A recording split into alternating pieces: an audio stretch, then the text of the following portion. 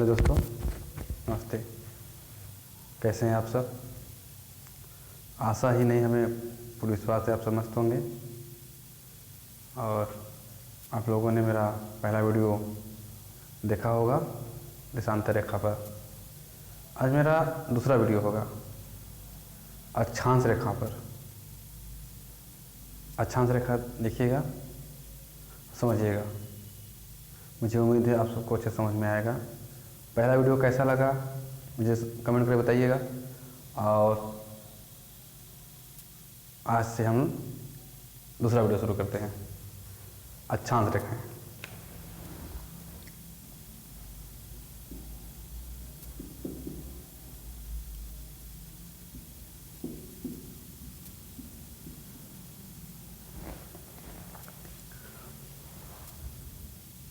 अक्षांश रेखाएं पृथ्वी पर क्षैतिज होती हैं। हम सब पहले ही बता चुके हैं कि जो भी रेखाएं होती हैं अक्षांश और देशांतर, जब काल्पनिक रेखाएं होती हैं। एक ही पृथ्वी पे ऐसा कोई रेखा है नहीं, सिर्फ और सिर्फ काल्पनिक रेखाएं हैं।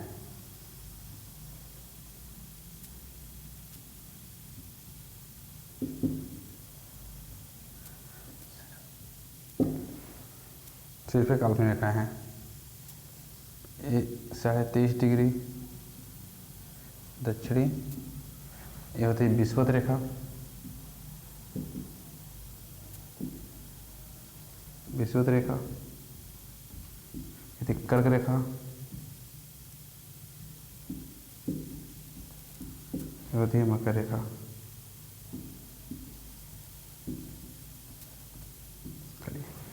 पहले हम समांतर अक्षांश रेखा का थोड़ा परिचय कर लेते हैं।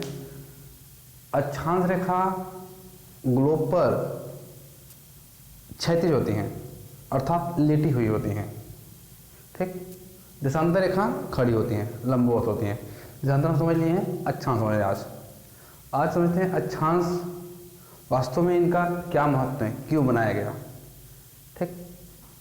अगर कोई परिभाषा बोल दे कि अक्षांश रेखा परिभाषा बताइए, तो इसका परिभाषा होगा ग्लोब पर खींची गई वह काल्पनिक रेखाएं जो क्षैतिज होती हैं, जिसके सहायता से हम मौसम परिवर्तन को समझते हैं, अक्षांश रेखाएं कहलाती हैं।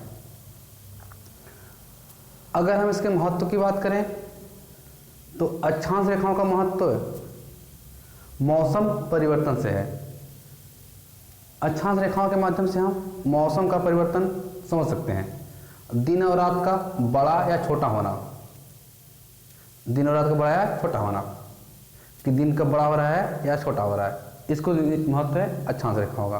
मौसम परिवर्तन, गर्मी पड़ना, ठंडी पड़ना, या बहुत ठंड पड़ना या बहुत गर्मी पड़ना, इसका महत्व अक्षांश रेखाओं से है। ठीक। अब इनका महत्व कैसे अक्षांश रेखाओं से बनता है, इनको कैसे बनता है, सारी चीज इसको समझेंगे हम। ठीक। सबसे पहले बढ़ते हैं, समझते हैं। देखा 0 डिग्री अक्षांश विषुवत रेखा, 30.5 डिग्री उत्तर की ओर जो अक्षांश होती है वो कहलाती है कर्क रेखा। 30.5 डिग्री दक्षिण की ओर अक्षांश कहलाती है मकर रेखा। मकर रेखा इसको बोलते हैं भूमध्य रेखा भी बोलते हैं।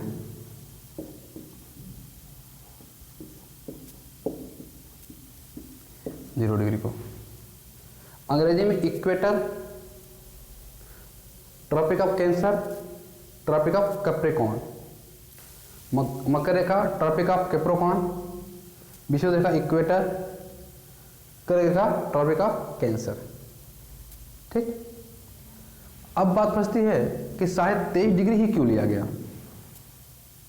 23.5 डिग्री क्यों लिया गया? अक्षांश रेखा जो होती है यहाँ से होगा 1 2 3 4 ऐसे करते करते करते यहाँ 90 पहुंचेगी, यहाँ भी 90 पहुंचेगी। मतलब कुल अक्षांश कितने हो गए? 0 के 90 इधर, 90 ऊपर, मतलब 90 उत्तर तरफ प्लस 90 दक्षिण तरफ प्लस 1 0 डिग्री, टोटल मिला कितना हो गया? 1 0 डिग्री। टोटल मिला कितना हो गया? 181। कुल अक्षांशों की संख्या कितना हो गई? 181। अब बात करते हैं, अक्षांश रेखा 0 डिग्री से जैसे जैसे डिग्री बढ़ती है वैसे वैसे उन रेखाओं की लंबाई घटती जाती है। 90 डिग्री पहुंचते पहुंचते मात्र एक बिंदु बचती है, दक्षिण में भी और उत्तर में भी मात्र एक बिंदु बचती है। विषुवत रेखा 0 डिग्री अक्षांश सबसे बड़ी रेखा होती है। जैसे जैसे ऊपर जाएंगे और नीचे जाएंगे रेखाओं की लंबाई घटती जाती है। 0 डिग्री अक्षांश सबसे बड़ी होती है, इसी कारण इसे बृहद वृत्त भी बोलते हैं, बृहद वृत्त भी बोलते हैं क्योंकि सबसे बड़ी होती है। यह रेखा पृथ्वी के 2 बराबर भाग में बांटती है, विषुवत रेखा। अक्षांशों की संख्या कुल कितना हो गया 181, 90 दक्षिण 90 उत्तर, 1 0 डिग्री, कुल कितना हो गया 181। ठीक, अब बात करें हम कर्क रेखा, विषुवत रेखा और मकर रेखा। ये 23.5 ही क्यों माना गया? इसके पीछे दोस्तों एक सबसे बड़ा फैक्ट है कि जो सूर्य की किरणें लंबवत पड़ती हैं सीधी, ये इसी के बीच रहती हैं, 23.5 उत्तर से लेकर 23.5 दक्षिण के बीच, इसके अलावा कहीं नहीं जाती। 21 जून को कर्क रेखा पर सीधी पड़ती है, जून के बाद आएगा सितंबर, 23 सितंबर और 21 मार्च और 22 दिसंबर। सूर्य की सीधी किरणें लंबवत 21 जून को कर्क रेखा पड़ती है और 23 सितंबर और 21 मार्च को 2 रेट मिलेगा जो विषुवत रेखा पे सीधी किरणें पड़ती हैं और 22 दिसंबर को मकर रेखा पे सीधी पड़ती है। 23.5 के इधर दक्षिण में सूर्य किरण लंबवत कभी नहीं पड़ती, 23.5 के उत्तर सूर्य किरण लंबवत कभी नहीं पड़ती। सूर्य किरण जो भी लंबवत पड़ती हैं इसी के बीच रहता है, इसी बीच, न कभी 3.5 से ऊपर जाएगा न 3.5 से कभी नीचे आएगा, इसी बीच में रहेगा। यही कारण है कि 23.5 को माना गया उत्तर और 23.5 को माना दक्षिण में। इसकी वजह यही है कि सूर्य की किरणें कभी भी लंबवत 23.5 के ऊपर या 23.5 के नीचे कभी नहीं पड़ती, इसी के बीच में रहती हैं। अब वो डेट फिक्स है 21 जून को कर्क रेखा पर, 23 सितंबर और 21 मार्च को विषुवत रेखा पर, 22 दिसंबर को मकर रेखा पर सीधी किरणें पड़ती हैं। मतलब ये हुआ कि 21 जून को उत्तरी गोलार्ध, 0 के ऊपर में उत्तरी गोलार्ध कहलाएगा, 0 नीचे दक्षिणी गोलार्ध कहलाएगा। मतलब 0 के ऊपर मतलब 21 जून को उत्तरी गोलार्ध में सबसे बड़ा दिन होगा और सबसे छोटी रात होगी। जस्ट इसका अपोजिट 21 जून को दक्षिणी गोलार्ध में सबसे बड़ी रात और सबसे छोटा दिन होगा। क्यों? क्योंकि सूर्य की किरणें लंबवत कर्क रेखा पड़ रही है, मकर रेखा पर बिल्कुल तिरछी पड़ रही है, इसलिए यहाँ रात बड़ी होगी और दिन यहाँ बड़ा होगा। कब? 21 जून की स्थिति बात करें। सिर्फ इसका सेम इसका अपोजिट आ जाए, हम उल्टे आ जाए तो 22 दिसंबर की बात करते हैं। 22 दिसंबर को दक्षिणी गोलार्ध मतलब मकर रेखा पर सूर्य की किरणें सीधे पड़ेंगी। अगर सूर्य की किरणें यहाँ सीधी पड़ रही हैं तो सबसे बड़ा दिन यहाँ होगा और सबसे छोटी रात यहाँ होगी। 23 सितंबर और 21 मार्च को विषुवत रेखा पर सूर्य किरण लंबवत पड़ती हैं। तो इस प्रकार यह माना जाता है, हम अपने संदर्भ में सोचते हैं, अपने मतलब भारत के संदर्भ में सोचते हैं कि पृथ्वी पर दिन और रात बराबर होता है। भारत में या उत्तरी गोलार्ध में भारत समझते हैं हम 23 सितंबर और 21 मार्च को दिन और रात की स्थिति बराबर होती हैं। ठीक, अगर बात करें हम 21 मार्च की बात करेंगे तो सूर्य उत्तर की ओर बढ़ रहा है, धीरे धीरे सूर्य उत्तर की धीरे धीरे बढ़ रहा है, धीरे धीरे बढ़ रहा है। तो जैसे जैसे ऊपर बढ़ेगा तो दिन का आकार बढ़ता जाएगा और रात की आकार घटती जाएगी। कब तक? 21 जून तक। 21 जून के बाद 22 जून से सूर्य दक्षिणायन होना शुरू हो जाता है।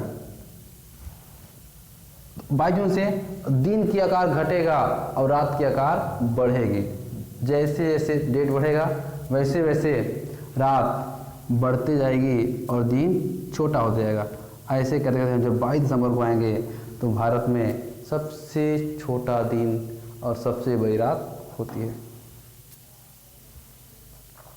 ये था एक 23.5 का महत्व। हम सब लोगों ने सुना होगा कहीं न कहीं ऐसे कहानियों में, कुछ बातों में, कि पृथ्वी पर 6 महीने के दिन और 6 महीने के रात होते हैं। क्या सही है? जी हाँ दोस्तों, ये सही है, बिल्कुल सही है। 6 महीने के दिन और 6 महीने की रात होते हैं। और वो 6 महीने दिन और 6 महीने रात कैसे होते हैं ये समझते हैं। जैसे बात करें 21 मार्च से, 21 मार्च के बाद क्या हुआ? सूर्य उत्तरायण होना शुरू हुआ। 22 मार्च ऐसे करते जाएगा 23 सितंबर तक। 23 सितंबर 21 मार्च से 23 सितंबर तक सूर्य उत्तरी गोलार्ध में है। तो दक्षिणी गोलार्ध जो पोल है 90 डिग्री वाला एरिया, यहाँ पर सूर्य किरणें नहीं पड़ पाएंगे। तो यहाँ 6 महीने का रात होगा। जिस इसका अपोजिट 23 सितंबर से 21 मार्च के बीच में सूर्य पूरा दक्षिणायन होता है, तो इस पार्ट में सूर्य का प्रकाश नहीं पहुंच पाता। तो 6 महीने की रात यहाँ होगी। जब यहाँ रात होगी तो यहाँ दिन होगा, यहाँ रात होगा तो यहाँ दिन होगा। 6 महीने का। इसको हम समझते हैं कैसे?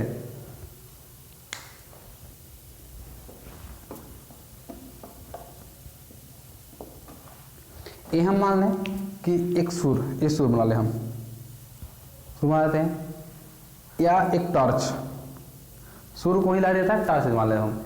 यहाँ से टॉर्च जाते बल्ब जलाते हैं, तो बल्ब की रोशनी कहीं भी चलाया जाए तो इस 90 डिग्री सेंटर हो गया सीधे, तो 90 डिग्री ऊपर फैलेगी और 90 डिग्री नीचे आएगा। सूर्य का प्रकाश भी इसी तरह से काम करता है। आप कोई टॉर्च जला लें, मोमबत्ती जला लें, कुछ जला लें, तो एक कुल कितना हो गया? 180 डिग्री। यहाँ से कितना चला गया? 180 डिग्री। 90 डिग्री लेफ्ट और 90 डिग्री राइट। इसके पीछे सूर्य का प्रकाश नहीं आएगा, सूर्य प्रकाश नहीं आएगा, प्रकाश सिर्फ सीधा जाएगा। तो जब हम बात करें, जैसे मान लें हाँ 23.5 पर पड़ रहा है सूर्य किरण लंबवत 23.5 पर, तो 90 डिग्री ऊपर जाएगा, 90 डिग्री दक्षिण जाएगा, तो 23.5 और 23.5 यहाँ आएगा 66.5।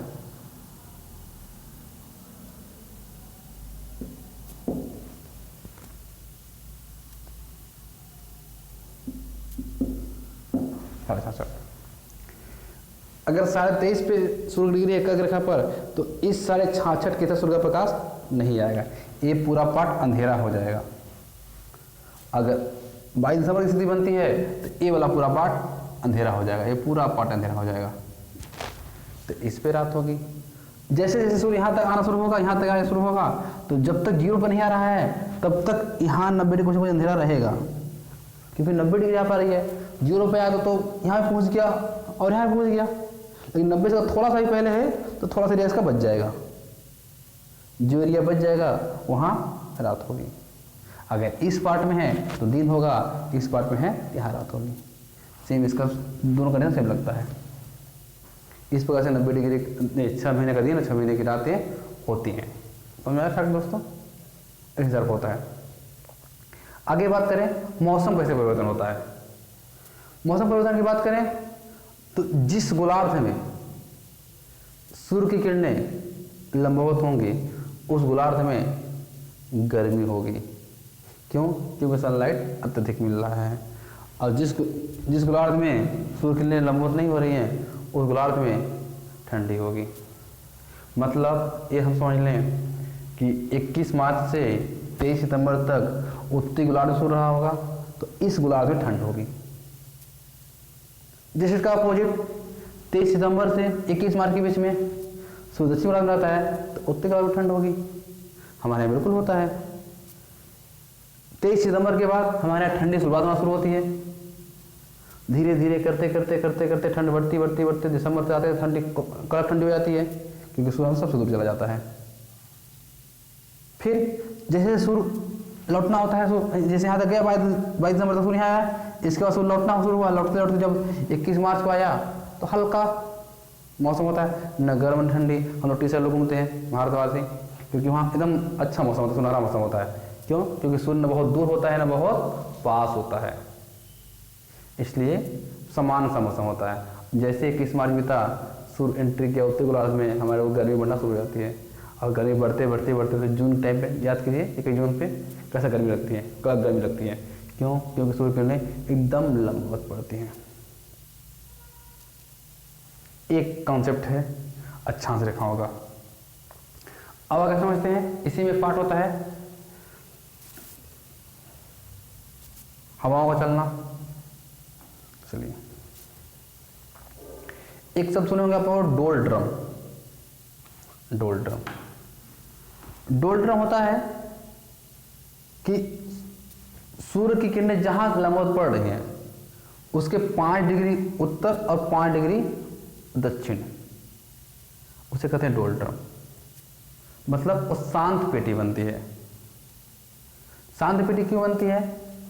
साइंस का पार्ट है कि अगर तापमान बढ़ रहा है तो वायु दाब कम होगा, अगर वायु दाब बढ़ रहा है तो तापमान कम होगा। दोनों अपोजिट चलते हैं, व्युत्क्रम पर चलते हैं। तापमान बढ़ना, वायु दाब का घटना, तापमान घटना, वायु दाब का बढ़ना। तो अगर जब सूर्य किरणें जिस क्षेत्र में पड़ रहा है वहाँ उच्च तापमान हो रहा है, उच्च तापमान हो रहा मतलब निम्न वायु दाब हो रहा है। ठीक, यही उच्च तापमान का होना, निम्न वायु दाब हो जाना शांत पेटी बनती है, उसे कहते हैं डोल ड्रम। ऐसा माना जाता है कि 5 जहाँ पे सूर्य किरणें लंबवत पड़ती हैं उसके 5 डिग्री उत्तर और 5 डिग्री दक्षिणी शांत पेटी निर्माण होता है, उसे बोलते हैं डोल। अंग्रेजी बोलते हैं ITCZ, ITCZ, inter tropical conversion zone. ठीक, एक कर्क रेखा, विषुवत रेखा, मकर रेखा, शांत डोल ड्रम समझ लिया। इसको बाद में और समझेंगे, जब हवाएं समझेंगे अच्छे समझेंगे। अक्षांशों में कुछ महत्वपूर्ण अक्षांश और होता है। एक नाम आता है गरजता चालीसा,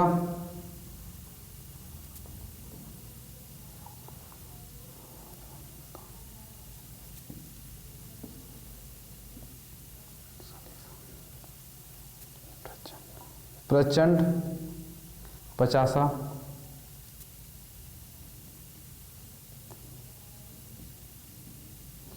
चीखता, साठा, ये 40 डिग्री, 50 डिग्री, ये 60 डिग्री। दक्षिणी अक्षांश,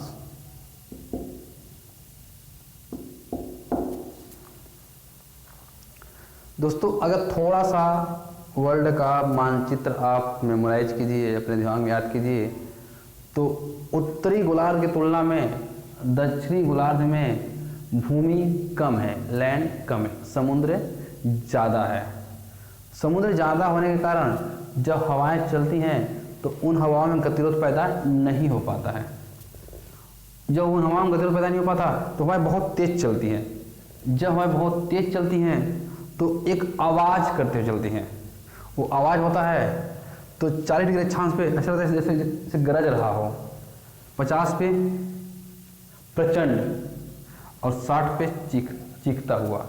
तो दक्षिणी गोलार्ध में ये हवाएं प्रचलित हैं। अगर क्वेश्चन आ जाए गरजता चालीसा, प्रचंड पचासा या चीखता साठा क्या है, तो दक्षिणी गोलार्ध में चलने वाली हवाएं हैं। उत्तरी गोलार्ध में इनका बिल्कुल कोई संबंध नहीं है।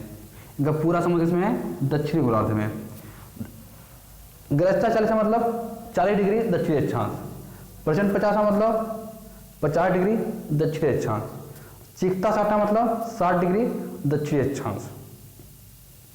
ठीक, इनका विकास दक्षिणी गोलार्ध में होता है। इसके पीछे कारण है कि दक्षिणी गोलार्ध में लैंड की तुलना में समुद्र ज़्यादा है। लैंड जब होता है तो हवाओं को चलने में गतिरोध पैदा होता है, उस गतिरोध के कारण हवाओं की गति धीरे हो जाती है, अर्थात उनका जो विकास है वो थोड़ा कम होता है गतिरोध पैदा होने के कारण। समुद्र है, समुद्र में कोई बड़ा घर, पहाड़ वगैरह वगैरह, जंगल कुछ भी नहीं है जो हवाओं को रोके, मतलब हवाओं को विकास होने का फुल समय मिलता है अच्छे से, इसलिए अपना चरम पे पहुंच जाती हैं। तो इन अक्षांशों पर इस तरह का आवाज़ आता है, चीखते हुए आवाज़ चलता है, उन आवाज़ों का नाम दे दिया गया है अक्षांश के आधार पर। गरजता 40, प्रचंड 50, चीखता 60। दक्षिण गोलार्ध में चलने वाली ये हवाएं हैं, दक्षिणी अक्षांश के आधार पर इनको नाम दे दिया गया है। ये अक्षांश का कॉन्सेप्ट था। एक कॉन्सेप्ट था घोड़ा अक्षांश।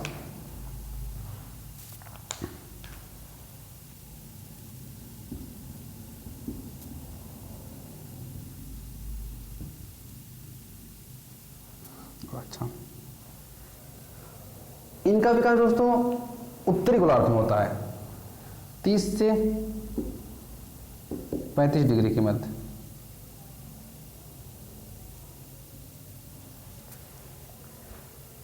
और इनका जो कॉन्सेप्ट है एक व्यापारी से कॉन्सेप्ट है।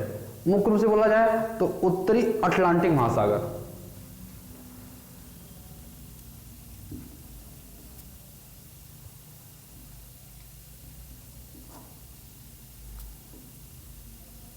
उत्तरी अटलांटिक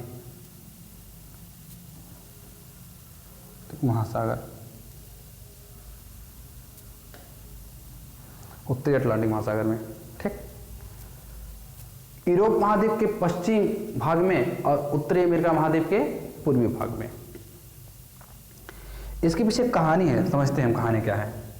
कहानी यह है, कहानी समझ लेते, एक और सुन लेते, समझ लेते, फिर कहानी ज्यादा मजा आएगा। अब सुना होगा बरमुंडा ट्रायंगल, बरमुंडा ट्रायंगल, इन दोनों घटना एक ही है। अब समझते हो अक्षांश को। यूरोप महाद्वीप से एक व्यापारी था जो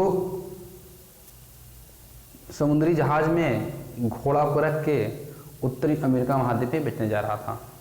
क्योंकि पहले ज़माने में ट्रांसपोर्टेशन का व्हीकल साधन नहीं थे, जानवरों के माध्यम से ही सवारी की जाती थी। तो घोड़ा बेचने व्यापारी जा रहा था अमेरिका महाद्वीप में। यूरोप महाद्वीप से नाव पे घोड़ा को लोड किया और उत्तरी अमेरिका महाद्वीप में बेचने जा रहा था। तो जब इस वाला ये वाला अगर मैप समझे हम पृथ्वी गोलार्ध में, तो यहाँ आएगा समथिंग ये वाला पार्ट आएगा 30 से 35।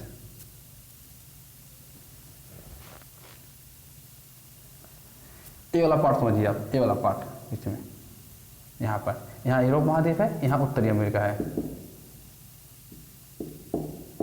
उत्तरी अमेरिका महाद्वीप, यहाँ पर यूरोप महाद्वीप है, यूरोप महाद्वीप। यूरोप महाद्वीप से घोड़ा लोड किया और उत्तरी अमेरिका महाद्वीप में बेचने जा रहा था, ठीक। तो हुआ क्या, ये बरमुंडा ट्रायंगल, ये हवाएं यहाँ समुद्री जलधाराएं चलने लगी, समुद्री जलधाराएं चल के एक ट्रायंगल का रूप ले लेती हैं, ऐसे ऐसे ऐसे ऐसे ऐसे ऐसे ऐसे ट्रायंगल को ले लेती हैं। मतलब साधारण सी भाषा में समझे तो समुद्री भंवर समझ लीजिए, जिसमें फंस गया वो बेचारा व्यापारी, घोड़ा लेके नाव से फंस गया। अब उसकी नाव न आगे जा रही है न पीछे जा रही है, बीचों बीच पुरते वो फंस गया। जो फंस गया तो उसके बाद कोई रास्ता ही नहीं सूझा यहाँ से बच निकलने का। जो रास्ता नहीं सूझा, अब उसकी नाव जाम हो गई, तो घोड़े को उठा उठा के समुद्र फेंकना शुरू कर दिया। जब समुद्र फेंकना शुरू कर दिया तो धीरे धीरे करते करते जब सारे घोड़े फेंक दिया तो नाव में लोड हल्का हुआ, नाव में लोड हल्का हुआ तो झटके से बाहर निकल गया, झटके से बाहर निकल गया तो आगे बढ़ गया। तो इसी कारण को उसने बाद में बताया, ऐसी घटना घटी, इस कारण से बोलते हैं घोड़ा अक्षांश या अश्व अक्षांश, ये शब्द प्रचलित हैं। अब क्वेश्चन आएगा कि घोड़ा अक्षांश क्या है या कहाँ पाया जाता है, क्या बनता है, इसका क्या संबंध है। तो घोड़ा अक्षांश का सीधे सीधे मतलब है कि उत्तरी गोलार्ध में 30 से 35 डिग्री अक्षांश के मध्य उत्तरी अटलांटिक महासागर में चलने वाली जलधाराएं हैं, उसी अक्षांश के अथवा का नाम दे दिया गया है। यहाँ जलधारा का ऐसा होता है। बरमूडा ट्रायंगल जो होता है ये बात समझेंगे, बरमूडा ट्रायंगल यहाँ नहीं आते हैं, ठीक। मतलब गोला अक्षांश की बात होगी कहाँ, उत्तरी गोलार्ध। गृहस्था सरिसा प्रचंड 50 चित्ता सारा कहाँ होगी, दक्षिणी अक्षांश। बिल्कुल क्लियर है, दोनों का बिल्कुल मैच मत कीजिएगा, ये दक्षिण में है और ये उत्तर में है गोलार्ध की बात करें तो, ठीक। अब बात करते हैं आगे, समझते हैं।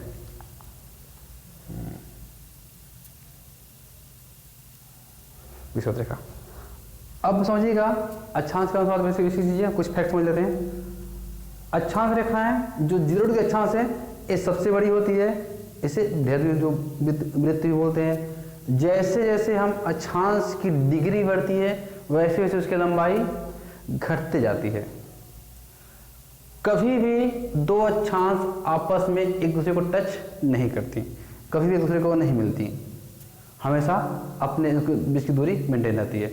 दो अक्षांशों के बीच की दूरी 111 किलोमीटर होता है, 111 किलोमीटर होता है, और ये दूरी हमेशा होती है। देशांतर रेखाओं में ऐसा नहीं होता, देशांतर रेखाओं में विषुवत रेखी प्रदेश में अधिकतम दूरी होती है, जबकि अक्षांश रेखाओं में ये दूरी हमेशा होती है। कभी भी दो अक्षांश आपस में नहीं मिलती। जैसे जैसे अक्षांशों की डिग्री बढ़ती है वैसे वैसे उनकी लंबाई घटती है। अक्षांश रेखा छोटी होती है लेकिन दो अक्षांशों के बीच दूरी उतनी ही रहती है। कुछ विचारकों का मानना होता है कि 90 डिग्री जो अक्षांश है, अक्षांश है ही नहीं, मात्र एक बिंदु है। कुछ विचारक ऐसा मानते हैं, लेकिन इसे हम अक्षांश ही मानेंगे। क्वेश्चन आएगा पृथ्वी कुल कितने अक्षांश है, तो 181, 90 दक्षिण में 90 उत्तर में, 1 0 डिग्री 181 हो गई। दो अक्षांशों की बीच दूरी कितना होती है, 111 किलोमीटर। जैसे जैसे अक्षांशों की डिग्री बढ़ती है वैसे वैसे उनका लंबाई घटती है दोनों गोलार्ध में। 6 महीने का दिन और 6 महीने का समझ जाए कॉन्सेप्ट कैसे होता है उत्तर दक्षिण में, ये भी ठीक है। अब कोई क्वेश्चन आ गया कि 23.5 डिग्री को मकर रेखा क्यों मानते हैं, 23.5 डिग्री को मकर रेखा क्यों मानते हैं दक्षिण और उत्तर में।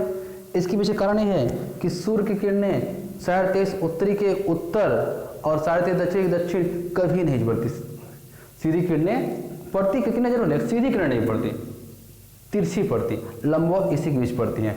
सूरज मतलब यहीं घूमते रहता है, मतलब यहीं घूमते रहता है और कहीं नहीं।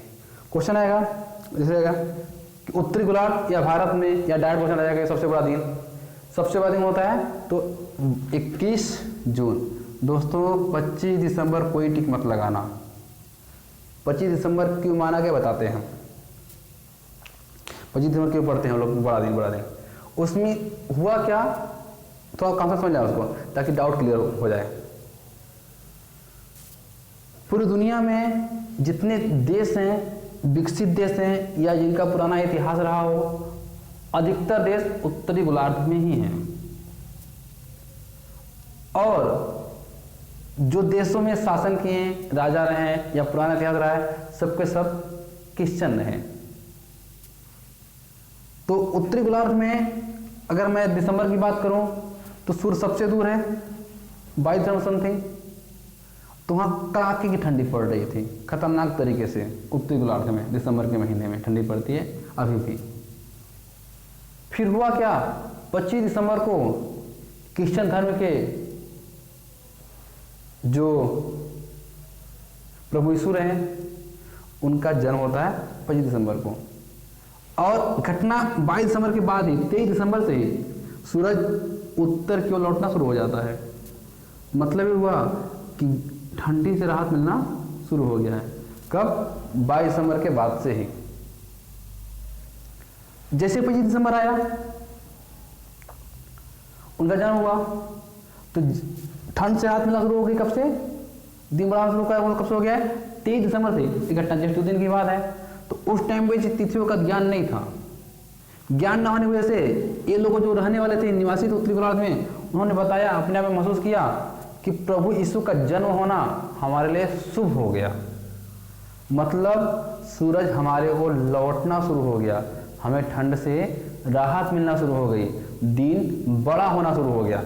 ये कारण है 25 दिसंबर को बड़ा दिन लोग बोलते हैं, मनाते भी हैं, बट होता नहीं है। बड़ा दिन होता है 21 जून को होता है हमारे यहाँ, और 22 दिसंबर को सबसे छोटा दिन होता है। परंतु देखो क्वेश्चन में टिक मार के आए थे हम 25 दिसंबर बड़ा दिन, बिल्कुल गलत है। बड़ा दिन 21 जून को है। ठीक, 25 दिसंबर का कॉन्सेप्ट समझ में आ गया कैसे हुआ ना? वो प्रभु यीशु के जन्म से संबंधित है, और सूरज का लौटना शुरू होता है, मतलब दिन का बड़ा होना शुरू होता है, वो भी 23 दिसंबर से, 25 से वो भी नहीं। 25 का मतलब होता है प्रभु यीशु का जन्म होना। ये डाउट क्लियर करना जरूरी था, जबकि इससे कोई संबंध नहीं है, परंतु कोई डाउट था उसको बताना हमें जरूरी था, इसलिए मैं बता दिया। ठीक, अब बात हुई कर्क रेखा, मकर रेखा, समझ गए हम लोग, कुछ नहीं। अक्षांश रेखा भी हम लोग पढ़ लिए, देशांतर भी पढ़ लिए मोटे तौर पर। अब हम थोड़ी से पढ़ते हैं दोनों का संयुक्त महत्व, इसको मिटा देते हैं, जिसको स्क्रीनशॉट लेना हो ले लीजिए। ठीक है, हम मिटाते हैं। ठीक है,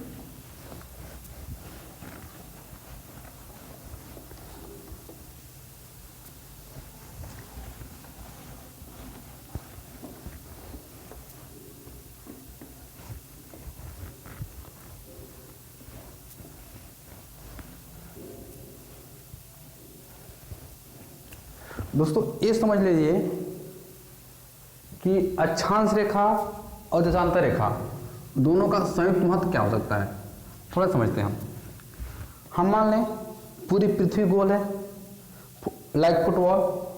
अब अपने हाथ में फुटबॉल ले लीजिए, अब इमेजिनेशन, और फुटबॉल पर अपना नाप लिख दीजिए और फुटबॉल मुझे दे दीजिए।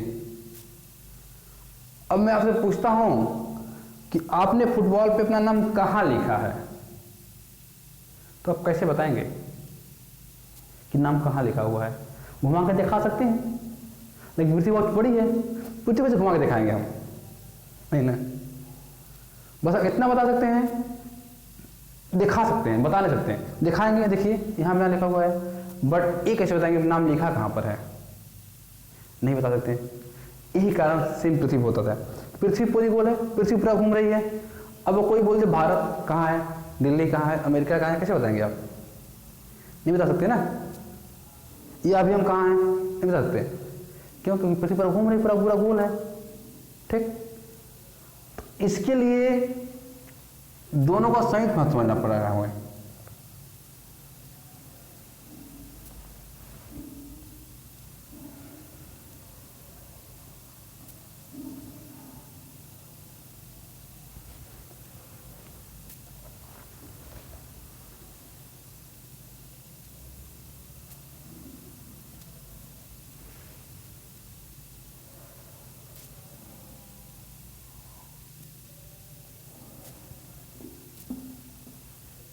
गोला समझिए, गोला बन नहीं रहा है, गोला समझ लीजिए। ठीक है, गोला ही मान के लिए उसको।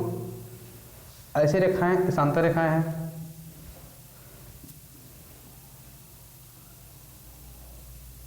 देशांतर रेखाएं हैं।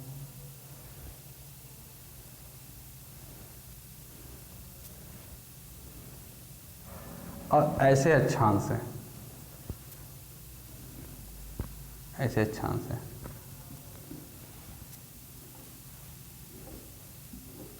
अब मान लें कि दिल्ली यहां पर है, दिल्ली यहां पे है। अक्षांश को मान लेते हैं हम 30 डिग्री, देशांतर मान लेते हैं 80 डिग्री। ठीक, अक्षांश जो है तो कितना मान लें 30 डिग्री, देशांतर कितना मान लें 80 डिग्री। अब कोई पूछे और दिल्ली इस पॉइंट पे, बिंदु पे ये बोल दिया जाए कि जिस जगह पर 30 डिग्री अक्षांश और 80 डिग्री देशांतर मिलती है वहीं दिल्ली है। समझ आ गया? मतलब किसी स्थान विशेष, देश विशेष जगह को, या पृथ्वी पर, ग्लोब पर किसी जगह को इंडिकेट करने के लिए, बताने के लिए, उसका लोकेशन बताने के लिए, उसकी स्थिति बनाने के लिए दोनों का संयुक्त महत्व होता है। हम पृथ्वी पर किसी भी देश को, किसी भी जगह को अक्षांश और देशांतर के माध्यम से ही बता सकते हैं। क्यों कहाँ है, इसके अलावा और कोई तरीका नहीं है। अगर हम अक्षांश और देशांतर को छोड़ दें, बताने का कोई तरीका बचता ही नहीं है। एक ही तरीका मात्र है कि इसकी स्थिति बता सकें। अगर बात करें, क्वेश्चन पूछे कि अक्षांश और देशांतर का संयुक्त महत्व क्या होगा, किसी विशेष स्थान या देश या किसी चीज़ को, समुद्र को बताने का में सहायता करता है। इन्हीं की मदद से हम बताते हैं, नहीं तो बता पाना पॉसिबल नहीं है। ठीक, समझ आ गया होगा, मुझे उम्मीद है समझ में आ गया होगा। अगर सिर्फ देशांतर की बात करें तो समय निर्धारण, दिन रात का होना। अक्षांश की बात करें तो मौसम निर्धारण, ठंडी गर्मी का होना, दिन रात का छोटा बड़ा होना। अक्षांश है। दोनों का संयुक्त महत्व बात करें अक्षांश और देशांतर का, तो किसी स्थान विशेष को बताना। दोनों का संयुक्त महत्व है, किस जगह पे मिलते हैं दोनों। फैक्ट। अब फैक्ट की बात करें थोड़ा सा। 3.5 डिग्री का 3.5 डिग्री उत्तरी अक्षांश कर्क रेखा, 0 डिग्री विषुवत रेखा, 3.5 डिग्री दक्षिणी अक्षांश मकर रेखा। दो अक्षांशों के बीच की दूरी 111 किलोमीटर। ठीक, ये फैक्ट है। धन्यवाद दोस्तों, आगे हम मिलेंगे किसी और टॉपिक से, नए टॉपिक से साथ मिलेंगे आप सबके साथ। जो भी जैसा लगा क्लासेस कमेंट करके जरूर बताइए हमें। ठीक, आगे हम किसी और टॉपिक से मिलेंगे फिर कभी। धन्यवाद, थैंक यू।